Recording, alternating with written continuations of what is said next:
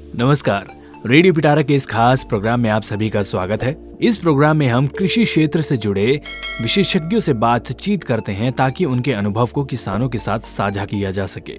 और आज के हमारे मेहमान हैं राजेश कुमार सैनी जी, जो कि एक जाने माने हरित गृह विशेषज्ञ हैं और इंटरनेशनल ट्रेनर भी रह चुके हैं। यह पूर्व में कार्यवाहक संयुक्त निदेशक तकनीकी international horticulture innovation and training centre में भी कार्यरत रह चुके हैं। आइए इनके अनुभवों से जानकारी लेते हैं हाईटेक हॉर्टिकल्चर और ग्रीन हाउस मैनेजमेंट के बारे में। राजेश जी, आपका बहुत बहुत स्वागत है। नमस्कार श्रोताओं, मेरा नाम राजेश कुमार सैनी है। मैं हरित गृह विशेषज्ञ हूँ और पिछले 23 सालों से इस फील्ड में काम कर रहा हूँ। मुझे कृषि गौरव पुरस्कार से मैं 2018 में मैं सम्मानित हो चुका हूँ। पहला सवाल है मेरा, संरक्षित खेती का क्या महत्व है? श्रोताओं, आज सारी दुनिया में जलवायु परिवर्तन को लेकर चर्चाएं हो रही हैं और आज सब लोग ये मान रहे हैं कि मौसम में बड़ी तेजी से बदलाव आ रहा है। पहले हम क्या था कि मौसम के हिसाब से खान पान किया करते थे, परंतु अब हम जो सब्जियां हैं वो वर्ष भर हमें को पसंद है। मान लीजिए हम टमाटर खाना चाहते हैं, वर्ष भर चाहिए, धनिया खाना चाहते हैं, वर्ष भर चाहिए। तो ऐसे में ताजा बेमौसमी सब्जियां पैदा करना का एकमात्र जो तरीका है वो है संरक्षित खेती।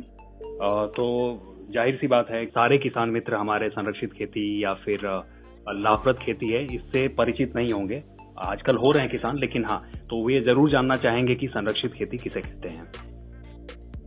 किसान भाइयों, संरक्षित खेती का मतलब होता है खेती करने का एक आधुनिक और वैज्ञानिक तरीका, जिसके अंतर्गत पौधों को विपरीत प्राकृतिक परिस्थितियों यानी कि प्रतिकूल वातावरण जैसे कि तेज गर्मी हो गई, तेज सर्दी हो गई, तेज हवा, तेज प्रकाश की तीव्रता, अतिवृष्टि, अनावृष्टि जो है इत्यादि से पौधों को बचाव किया जाता है और पौधों का संरक्षण किया जाता है। यानी कि उनको अनुकूल परिस्थितियां प्रदान की जाती हैं ताकि उनकी बढ़वार अच्छी हो सके, और जब उसकी बढ़वार अच्छी होगी तो उससे अच्छी गुणवत्ता का उत्पाद और ज्यादा उत्पादन प्राप्त किया जा सके। इस प्रकार से जो खेती की जाती है उस खेती को हम संरक्षित खेती कहते हैं। जी, तो इसमें संरक्षित खेती के लिए कौन कौन सी संरचनाएं बनानी पड़ती हैं? संरक्षित खेती करने के लिए हमें कुछ संरचनाएं बनानी पड़ती हैं, जैसे कि poly house, shed net house, glass house, walking tunnel, low tunnel, ये कुछ कृत्रिम संरचनाएं हैं जिसकी जरूरत पड़ती है खेती करने के लिए। जी सर, अगर हम बात करें थोड़ा एरिया को ध्यान में रख करके, तो एक विशेष किसी एरिया को अगर हम मान करके अगर लागत की बात करें तो कितनी लागत आती है?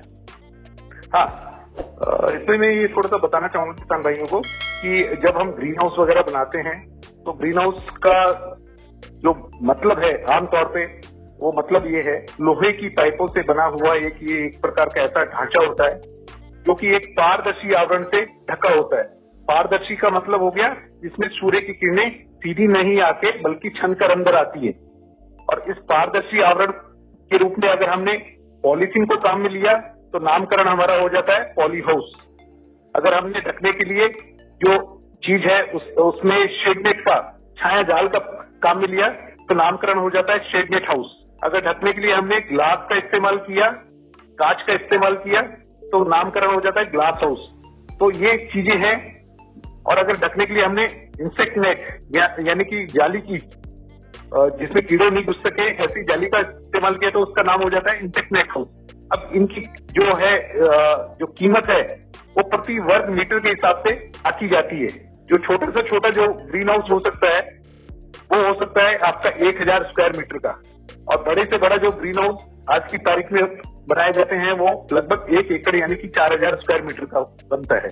अभी देखने में ये आया है कि अगर कुछ पहाड़ी इलाके हैं, जैसे मान लीजिए आप हिमाचल प्रदेश की बात करें या नॉर्थ ईस्ट में पूर्वोत्तर क्षेत्रों की बात करें, मेघालय, असम, उस साइड की बात करें, तो वो पहाड़ी इलाकों में ये ग्रीन हाउस छोटे आकार के बनाए जाते हैं जो कि 200 स्क्वायर मीटर के हो सकते हैं, 250 स्क्वायर मीटर के हो सकते हैं, 500 स्क्वायर मीटर के हो सकते हैं। पर मैदानी इलाकों में आमतौर पर जो ग्रीन हाउस बनाए जाते हैं वो लगभग 1000 से लेकर 4000 स्क्वायर मीटर तक के बनाए जाते हैं। और अगर हम इसको इकोनॉमिक तरीके से देखें तो 2000 से लेकर 4000 स्क्वायर मीटर का जो ग्रीन हाउस होता है वो प्रॉफिटेबल होता है, वो फायदेमंद होता है, लाभप्रद होता है। अब इसका खर्च कितना आता है, लगभग मोटा मोटा अगर बात करें तो पॉली हाउस का जो खर्च है वो लगभग 900 से 950 रुपए प्रति वर्ग मीटर का खर्चा आता है। जी सर, इस पे सरकार भी कुछ अनुदान वगैरह देती है क्या, विभिन्न राज्य सरकारें या केंद्र सरकार?